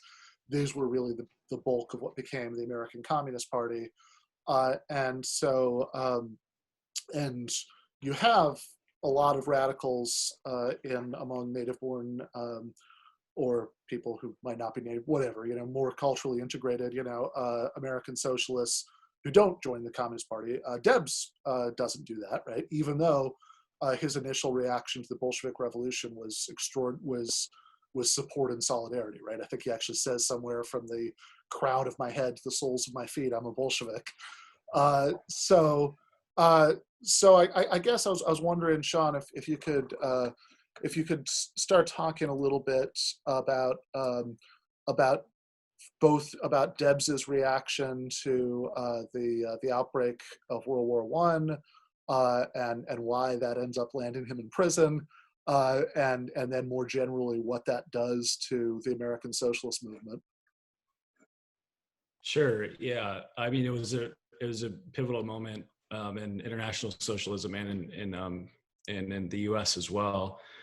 As you said before, the Socialist Party was among the few that actually stood against the war, and Debs was no outlier. Debs was against it from the beginning. Actually, I mean, what's interesting is that it actually united the party. I mean, Berger opposed the war. Really, every faction of the party opposed the war, and there were some exceptions to that, but it wasn't. It was mostly like it was mostly like the well-known figures that had joined the party. Say like Upton Sinclair left the party, and some other prominent socialists, but not really leaders. It was like intellectuals and some of them were affluent members supported the war and left, but they were a really small minority. The most prominent leaders and the rank and file of the party all opposed the war. So they passed a resolution in 1917, the St. Louis Proclamation, that opposed the war, and the repression of the party was really fierce through those years. The mailing privileges of most of the publications were revoked. I think some of the only exceptions were some of the foreign language newspapers because the censors couldn't read them. But yeah, for the most part, I mean, all the major ones and the smaller ones as well were shut down. It was basically illegal to speak out against the war. So lots of socialists. I think we've sort of hinted at this, but the speaking circuit was really central to socialist politics, and so Debs was always on the speaking circuit. But lots of other leaders were really well known because of the speeches that they would give, especially sort of regionally. Like someone like Kate Richards O'Hare was really well known in the Southwest and the Midwest, and she grew up in Kansas and then lived in St. Louis for a good chunk of her life. She did organizing in Oklahoma, and so she was actually one that was jailed as well. So the repression was immense, but it's like something for socialists today. It's something to be really proud of, that like the enormous destruction on a worldwide scale of World War I. And the kind of repression that they faced domestically, and they they didn't back down. And Harvey mentioned earlier Debs's famous speech in Canton, Ohio, that denouncing the war that got him put in prison by the Wilson administration, and both that speech and then his later courtroom defense. Very much worth reading, like really like eloquent and moving, kind of socialist poetry almost, right? There's the as long as there's a lower class, I'm in a, as long as there's a criminal element, I'm of it. As long as there's a soul in prison, I'm not free. And I guess, one of the last few minutes we've got here to kind of move to some of the things that the contemporary socialist left, could maybe learn from some of this history. And I think thinking about World War I is a good entry point into that, because of course, at the beginning of the discussion, Harvey, mentioned, Joseph McCarthy's, tomb in Wisconsin, and World War I is really the beginning of where you get the sort of predominant strategy for countering radicalism, in America in the 20th century, right? Which is to say that it's anti-American. You're undermining us as we're in some existential struggle against foreign enemies, and of course that was obviously what was going on throughout the Cold War. And it's very much worth thinking about now, as certainly the Trump administration, but also frankly some of the Democrats, and very interested in starting a new Cold War with China, right? Like, and I think that I've seen you, Sean, talk about this a while back on Twitter, right? That this is something that you can really see divide, like this question of how to approach American hostility and belligerence to China is something that you could really see dividing the contemporary left in the same way that something like World War One divided the left that existed at the time. Yeah, do you want me to speak on that? Yeah. Yeah, I don't know. It's hard to predict, I guess. But I do think, I mean, it wouldn't, I don't know, it wouldn't really divide. I don't know. It's hard to say. I am worried. I guess I'm worried that in the very justified desire to push back against anti-China rhetoric and really hawkish behavior towards China, there would be people on the left that start essentially, in my view, issuing apologetics for the Chinese regime and issuing and losing sight of the fact, again, I guess, to bring it back to what we were talking about in the beginning, just like the central core of socialism is democracy, and you can't from my perspective, you can oppose US militarism without talking about the advantages of the Chinese system or something, or like whitewash the Chinese Communist Party's authoritarianism. Because that's not staying in solidarity with like the workers that can't form independent trade unions in China. That there's no kind of basic civil liberties in the country. So yeah, I think it's going to be a difficult. It's a difficult line to walk, I guess. But I think it'll be important. Problems in both directions, right? On the one hand, absolutely. You have what we've already seen a little bit with like Trump trying to ban TikTok, and some of the reactions that I've seen from, very progressive people who I might have hoped would know better, right? Have sort of very much gone along with that kind of anti-China rhetoric, and I don't know how far that would hypothetically go, right? But I think there are people who could make a mistake in the direction of not opposing that as aggressively as they should, right? Without naming any names, and then in the other direction, right? What you're talking about, right? That overreaction to that, and whatever. I already see this kind of thing, right? Could lead some people with good internationalist instincts to, as you say, fail to be in solidarity with Chinese workers by making excuses for authoritarianism with suicide net characteristics. Yeah, I mean, one of the, as I was listening, I thought, one of the things, and Sean really was expressing a very Debsian view, and that is, I mean, Debs didn't defend governments, okay? Debs defended, and his internationalism was a working class internationalism. In fact, it was probably more working class internationalism than even perhaps socialist internationalism, but I could be wrong on that. And I think, it's hard to take 100 years ago and apply things, but if we think about the kinds of concerns we have, then learning the language of Debs might actually be helpful today. But I can't get into it too much because I haven't thought it through enough. Yeah, if I could add to this, I think that, to me, the clear leftist position would be to condemn the PRC, and specifically the CCP, which is very obviously authoritarian and not a friend to the working class, let alone, let's say, the Uyghurs or what have you, while also recognizing that should, let's say, in the current context, a genuinely social democrat actually win the presidency, they're going to have to deal with the CCP and probably Xi, given that he's essentially made himself dictator for life, to deal with things like climate change and inequality and pandemic, and that the United States is just not going to go to war over the Uyghurs or over Taiwan or over Hong Kong, given the various geopolitical realities and frankly the reality of nuclear weapons. And I think, to me, that's the quote unquote social democratic position, a social democratic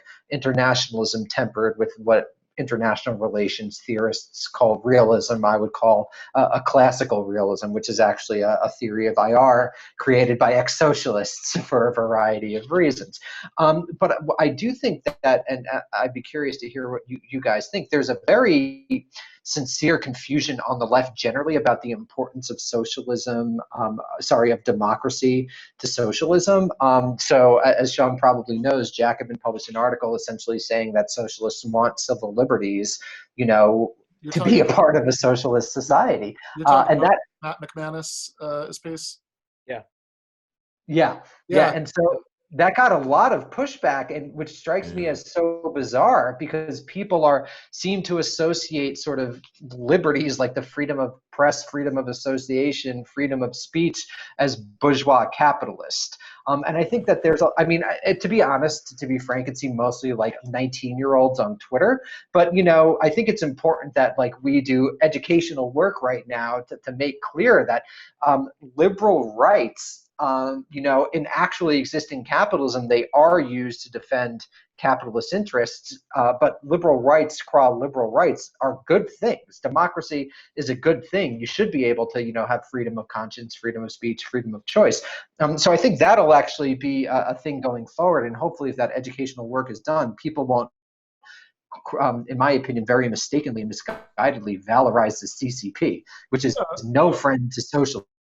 And really going back to what we've been talking about the early history of the socialist left, socialists, I was going to say especially in Europe, but I mean, if you think about the struggles for voting rights that were going on in the United States, right up until, in some ways now, but but most obviously right up until the mid-1960s, right? That the socialist left has always been at the forefront of those struggles, and socialists in Europe were absolutely instrumental to winning a lot of those liberal rights in the first place, right? So I saw some of that reaction. Yeah, Matt McManus is a good friend. I've co-written things with him, and really happy to see him in Jacobin more. But really, was very unhappy. As you say, you can't necessarily blame people who are new to this stuff for not having thought all of it through, right? But it does mean that the rest of us need to do a better job of doing that educational work. Who kind of have this, even though his core argument is that liberal rights, that socialism isn't counterposed to those liberal rights. So socialism is about going beyond liberalism, so you can add meaningful content to those exactly rights, right? That okay, that's nice that you have free speech, but then you have a few corporations that own the press, and Amazon workers aren't allowed to speak out about their exposure to COVID, without getting fired with no legal protection. So socialism is about the fulfillment, right, of that kind of expansion of freedom and democracy, and I do think that that thinking about this kind of early history of socialism can really help us see that. Can I just say one thing? I know you got to go in favor of David, but this is in favor of Sean's campaign for Debs. And the fact is that we got to drop the term liberal rights or bourgeois rights. They're small d democratic rights, and they come out of the working class struggle. If you know anything about British and other histories, they're not. Liberals, if you want to call them that, may well have wanted to talk to each other in greater freedom, but the struggle is a struggle from below, and it was that in the late 18th century. Okay. Yet I wonder where people get this misguided idea. I must be from sort of Cold War era anti-American propaganda. I mean, it's so wild to me that anyone would consider freedom of speech a bad thing.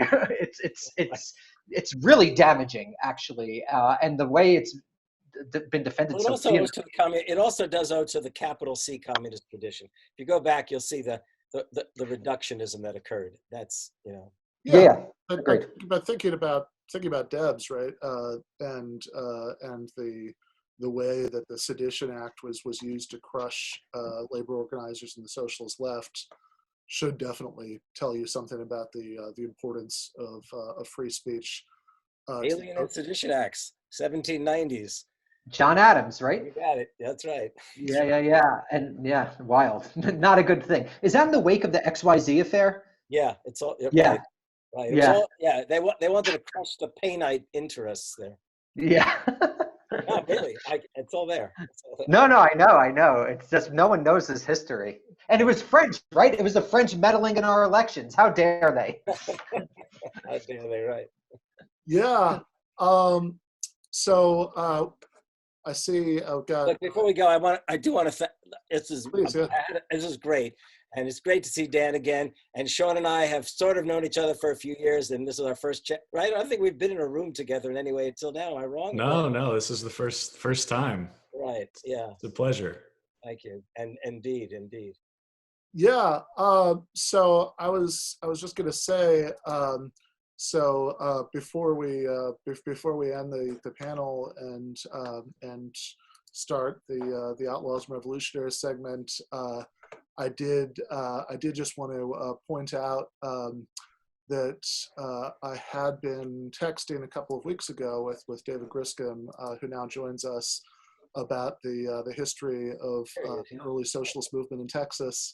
And that's a chapter of this that at some point in the future, some combination of the people in the Zoom screen here need to come back and talk about.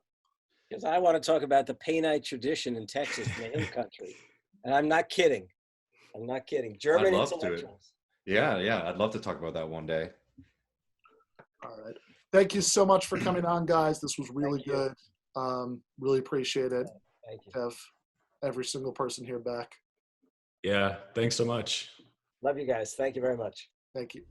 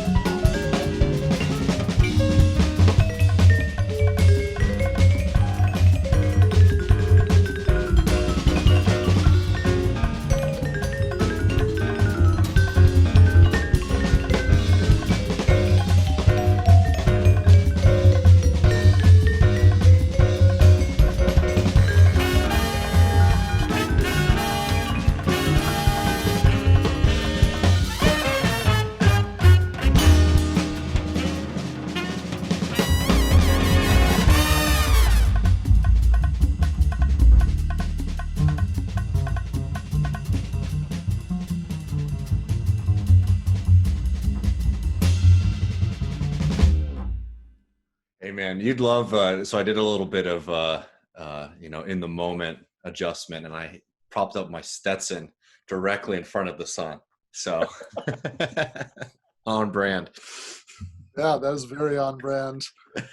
So that was Daniel Bestner, who is a history and international relations professor and a contributing editor of Jacobin, and Harvey J.K., who anybody who's likely to be watching or listening to this is going to be very familiar with, and also Sean Goody, also from Jacobin. Should check out all of those people. But I'm now joined, of course, as always, for our comrade David Griscom for the Outlaws and Revolutionary segment. So, having finally finished moving, have slightly better whiskey this week. Congratulations. So that's good. How have you been doing, David? I'm doing all right. Put on my fancy Brooks Brothers jean shirt for you, and feeling good. Oh, I have a little mezcal this afternoon because the subject of tonight's segment has some harsh words for it. So in solidarity with our friends down south, how to make sure Alepus. It's actually really good if anyone ever can find it on their shelf. nice. Liquor store. Yeah, actually, about I guess almost a year ago at this point, I mentioned Matt McManus earlier. Um, so at that point, he was still teaching at a university in Mexico, and he organized a conference that I went down and spoke at. You can find the video of that on the Zero Books YouTube, and that weekend of bar hopping in Mexico City, drank an enormous amount of mezcal over the course of a few days, and which was brutally hungover, but I regret nothing. That was awesome, and I was actually planning on going back there in March. He was organizing another conference. He had Chomsky lined up for it. Michael Brooks, was talking about going down at one point, and then of course COVID happened. So did not get to do a repeat of that weekend in the fall. Well, hopefully sometime soon, man. Yeah, no question. So as I kind of alluded to, the last several days have mostly been dominated by my wife and I packing up all of our stuff and putting in a storage space, and then driving for a couple days. So we haven't been, you and I have not been in touch in the way that we usually are before these. So you're gonna have to fill you in, yeah. Yeah. I know, and I should have sent you. So we're gonna do Guy Clark, who people in Texas and then people who are fans of like older country music will definitely know. But he's another one of those characters who is with all of these, the Titans, Willie Nelson, Waylon, Townes Van Zandt, but wasn't as well known, I think, in the general public. But I mentioned that because one of his first songs is a great song called LA Freeway, one of his first like big songs to hit. And it's the great kind of escape song. It's the song about, packing up all your things, putting in the back of the car, and driving out of the city and never turning back. So I should have sent that to you. But man, let me just start, because this is going to focus on the music, because Guy Clark is all about the song. But just a couple quick, things about him. He was born in West Texas, and then ended up moving down to South Texas. So his father was a lawyer, and opened up a practice down there. And his high school years were spent working in a shipyard as a carpenter, building shrimp boats. And he says that's what changed his life. This is a direct quote from him, though, about getting into music and playing guitar, which is the first guitars I got were in South Texas. You go over the border and buy a cheap Mexican guitar, and the reason they're $12 is because they're not worth a shit. They're hard to play, and they don't play in tune. So to me, the first thing to do was to fix it. Let's just fix the son of a bitch. I've always had an easy relationship with wood. The first thing you get in West Texas is a pocket knife. You make your own toys. So if that gives you any kind of idea about what kind of a character Guy Clark was, I don't know what else to say on that. He was a really capable person, but an amazing singer and songwriter. A lot of his lyrics are very simple, but they hit really hard. His favorite song of all time, I just think is worth shouting out, is a song called She Ain't Going Nowhere, which the chorus says, she ain't going nowhere, she's just leaving. She ain't going nowhere, she can't breathe in. And she ain't going home, that's for sure. And it's just like that kind of storytelling that he was so wonderful. And a personal favorite song of mine is a song called Let Him Roll. And it's a devastating, but in my opinion, beautiful song. And maybe I just have a twisted sense of things. But it's a story about, this kind of destitute older man who was constantly hanging out at the bar with him and all these other people. And it's a tragic love story about, this poor worker at a hotel who could never catch a break. And he loved a woman, but, she was a Dallas whore, which is a big part of the song. And she continued to turn down his last proposals. And he was so devastated he eventually died. But, in good country music fashion, there's a woman who shows up at the funeral in tears, and it's Alice, who used to be a whore in Dallas. And, here's just some of the lyrics from it, because it's just so well written, I think. He says, son, he always called me son. He said, life for you has just begun. And he told me a story that I heard before.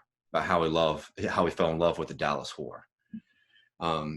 I just like the lyrics there are just so simple, but they really paint a story, I think, and they set you in a mood. That's what he was so great at. But yeah, like LA Freeway was his first big hit, and that started to open up the door for him as an artist. He became really close friends with Townes Van Zandt. And that was a crucial relationship in his life, along with his relationship with his wife, Susanna. And they had an interesting relationship, the three of them even. Townes, as we still haven't done a proper Townes episode, but as I think people, might have been able to gather, Townes was always a bit of a mess and was always showing up to stay at people's houses, always needing a little bit of help. And they sort of had a 3-person relationship. Nothing sexual or anything like that, but Townes would call Guy Clark's wife every morning, even when he was on the road, which I think Guy actually had a little bit of jealousy over. But a really interesting group of friends. And we'll get back more to that story in a second, but it's worth noting with Townes, for everybody there's a song, and for me, that song is Dublin Blues. Absolutely amazing song. And I'll just read you the opening lines, and I'm sure you'll realize why I like it so much. The opening lines go, I wished I was in Austin, in the Chili Parlor bar, drinking Mad Dog margaritas, not caring where you are. But here I sit in Dublin, just rolling cigarettes, holding back and choking back the shakes with every breath. And for people who don't know, the Texas Chili Parlor bar is a real place. It's right by the Capitol, and it's been a pretty famous watering hole for politicians, journalists, no good folks, and obviously a lot of poets and musicians. But the Mad Dog margarita specifically was named after a group called the Mad Dogs, which was a group of drunks, poets, artists, journalists, and in true Texas style, politicians, including Ann Richards, who was the second female governor of Texas. And it's a great place to go. It's still around today. And this is Guy Clark talking about it. He says some nasty words about Mezcal here, which is why I figured I had to drink some. But he says, everyone was hanging out at the Chili Parlor bar, and they started ordering margaritas made with Mezcal, which is just horrible. The only reason it came about was because nobody had any money and it was cheap. That was a Mad Dog margarita. And you got to remember too, back then, the kind of Mezcal you were getting in Texas probably was not, they weren't sending their best, but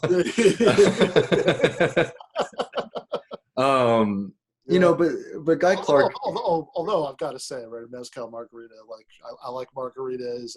Obviously between Mezcal and how everybody knows I feel about single malt, whiskey. Like I'm a big sucker for smoky and alcohol. Oh yeah, I mean it's delicious. I mean I love it, but I also wanted to shout out another Nervous Curtains on Twitter. They're a great band. Interact with them a lot. And one of their singers was tweeting, this was a few months ago, but it always cracked me up. And he was asking the question, like, does Guy Clark have any songs that aren't about food?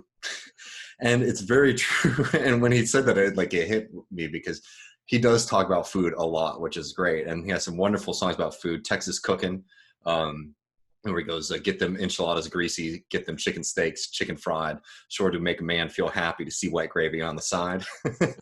and one of my personal favorites lately, where in the live version he mentions, you can tell from the song we're mighty easy to please.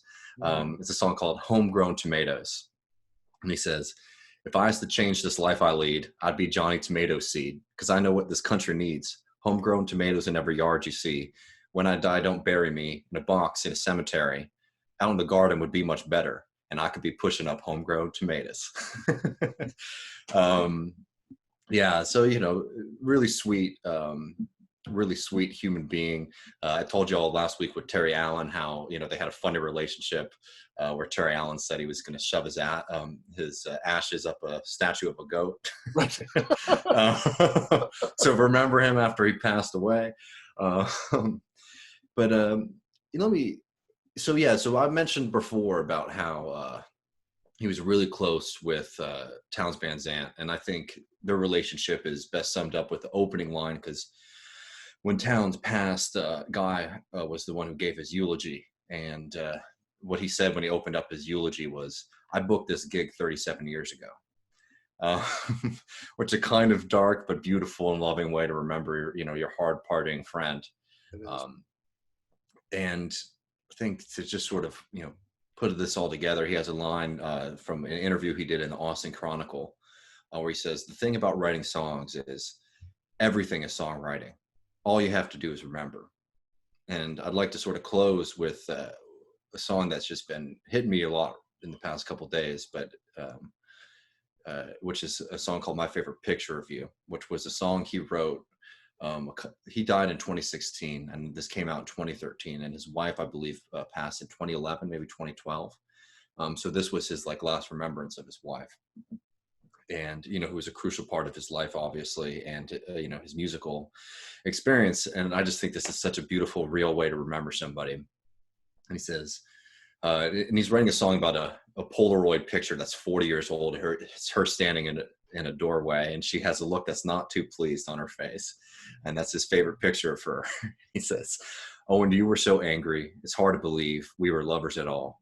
There's a fire in your eyes, you've got your heart on your sleeve, a curse on your lips, but all I can see is beautiful. Nice. And he left us a few years after that, and left a treasure trove of really beautiful songs. And he's so, God, Jesus Christ.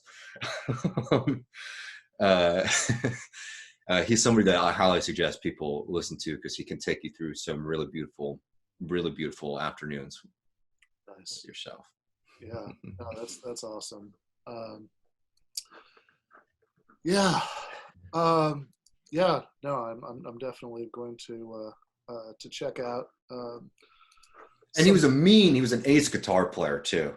That's one of those things that especially acoustic artists don't get enough credit for, is how good they are on guitar. Guy Clark could play, man. Nice. No, that's definitely.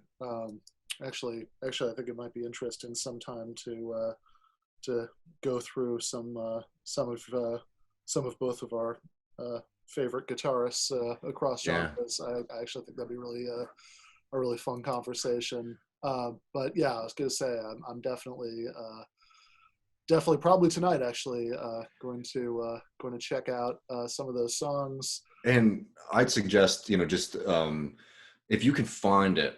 I'm a big fan of just typing in an artist and watching whatever you can find on YouTube, because you can sometimes find old videos that you've never seen before. Yeah. But there's a great documentary called Heart-Worn Highways, which is a classic in country music. That they go through people like Guy Clark, Townes Van Zandt, and it's a really well shot documentary. And in it, there is a young Guy Clark with Steve Earle and a bunch of other luminaries, and they must be in their early 20s, and they're just at this house party, and it's maybe 30 musicians just jamming out, playing some originals, some old country songs together. And yeah, that's a really great evening pick me up if you can find it. Anything from Heart-Worn Highways with Guy Clark is wonderful. Nice.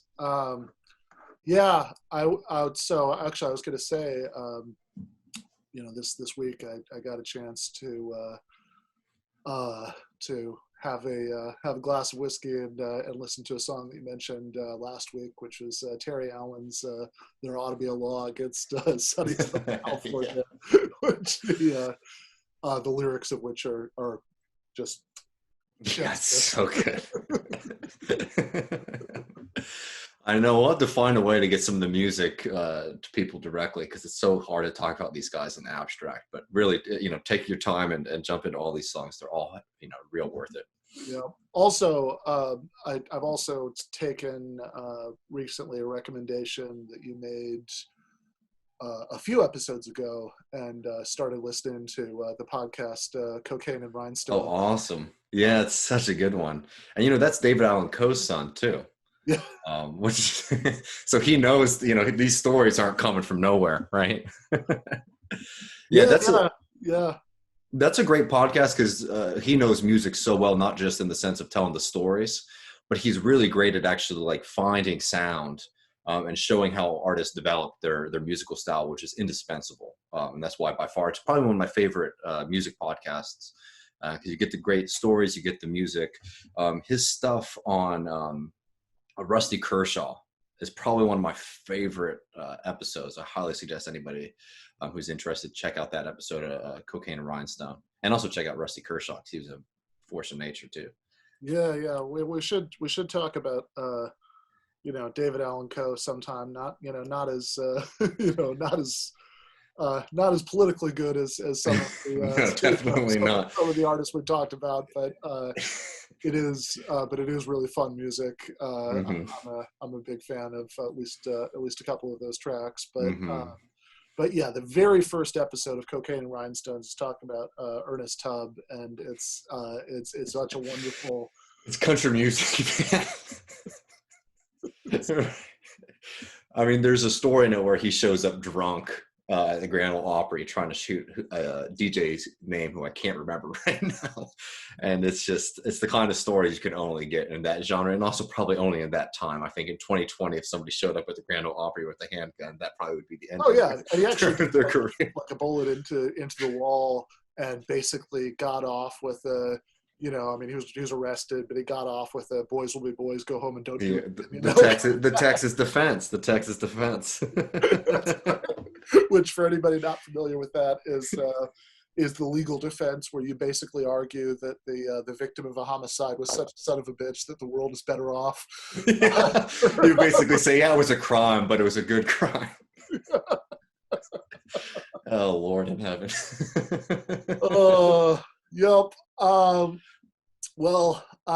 In 2 weeks from now, on episode 10, we are going to be doing a special extended Outlaws and Revolutionaries with you and me, of course, but also Matthew Sitman, who's the co-host of the Know Your Enemy podcast. We're just going to talk about a essay that he wrote in Dissent about left-wing politics and country music. So I'm really looking forward to that. Me too. Do you know who you want to do next week? I'm going to be gone next week, that's right. actually. Next week is one of the ones you're going to be gone. So we'll have to, I don't know, maybe we can do a pre-record or something, but we might have to skip that one. But in any case, really looking forward to that in 2 weeks. Thank you as always, brother. This is just the perfect way to end these episodes. I love it. It's really fun, man. Well, take care, and congratulations on the move. All right. Thank you. All right, bye. All right. So before I go, I want to take a few questions from the Q&A. John says that he really enjoyed reading Sean Goody's article in Jacobin about Debs, very informative educationally. That would be the Eugene Debs believed in socialism because he believed in democracy. He also says, can't wait for the book. There was Shauna says, can you do music from USA version of Red Clydesiders? Don't know the names of the leaders, but must be plenty of songs about them. I'm not familiar with that, but I'm officially intrigued. I'm going to look that up. And there's a question about would I have Katie Halper and or Matt Taibbi as guests on the show in the future? Just curious. Absolutely, yeah. I am a huge fan of a lot of Matt Taibbi's writing. Actually, he's not a radical socialist or anything, but he's a very insightful media critic. And I recently read his book Hate Inc., which I think is absolutely essential reading for anybody who wants to understand the way that the media landscape has changed and developed over the course of the last several decades. In a lot of ways, he conceived of that as an update to Noam Chomsky and Edward Herman's classic book, Manufacturing Consent. And it ends with an interview with Chomsky about that, but it's also just like it's got all of Matt Taibbi's entertaining writing style and the way that he kind of sees things at a little bit of a different angle than a lot of different writers would. He's got an extended metaphor about politics and election coverage and pro wrestling, and how you can understand the rise of Donald Trump if you understand the way that audiences sometimes grow to identify with heels in pro wrestling. And anyway, it's a really good book. I would recommend that. Hate Inc. As always, when I recommend books, please consider getting them from the Baltimore-based worker-owned bookstore that you can order online from, Red Emma's. So that's REDEMMA. GTAA.org. So yeah, go to Red Emma's. You can order Hate Inc. From that if you want to read that book. I'll also throw in the plug while I'm at it that you can get my book, Give Them an Argument, same name as this podcast, that is coming very close to 10,000 sales. Would really love it if we crossed over that threshold, as well as pre-order the new one, Canceling Comedians While the World Burns, a critique of the contemporary left. So yeah, absolutely. I would love to have Matt Taibbi on the podcast. Maybe that'll happen someday. I don't know Matt. I do know Katie Halper. I've been on her show a couple times. And actually, I will, maybe even today, get in touch with her about coming on as a guest sometime in the near future. Katie is always very good. So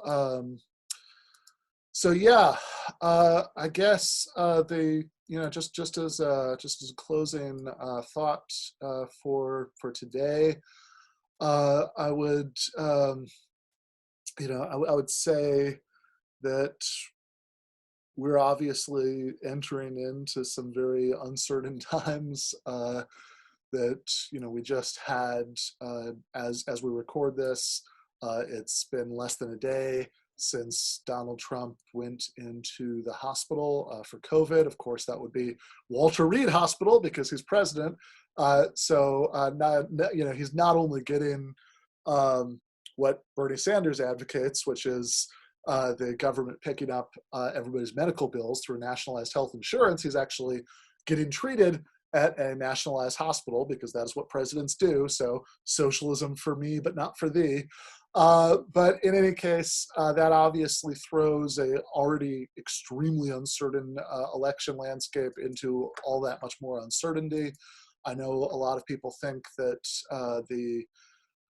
Biden has it in the bag. I wouldn't be certain about that. I think Biden does probably win the popular vote, whether or not he wins the electoral vote. And even if he does win the electoral vote, whether or not enough of those mail-in ballots get counted is a very uncertain thing. Hell, Biden could have COVID. He could have caught it at the debate. I know he tested negative, but there's an article about this in the New York Times.